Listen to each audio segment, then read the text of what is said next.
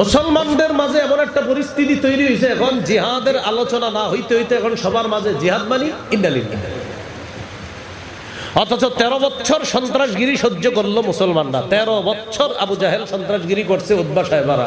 13 বছর পর আল্লাহ বলছে উযিনা লিল্লাযীনা ইউকাতালুনা বিআন্নাহুম যুলিমু।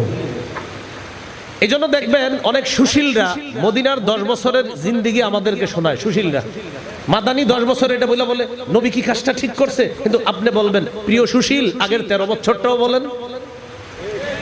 সুশীলরা দেখবেন অনুষ্ঠানে গিয়ে আলোচনা করে, নবীজি শান্তির নবী, শুনলাম তিনি শান্তির নবী, তিনি মদিনা যাওয়ার পর তাহলে বদরের প্রান্তরে অস্ত্র কি দরকার ছিল, উনি শান্তির নবী।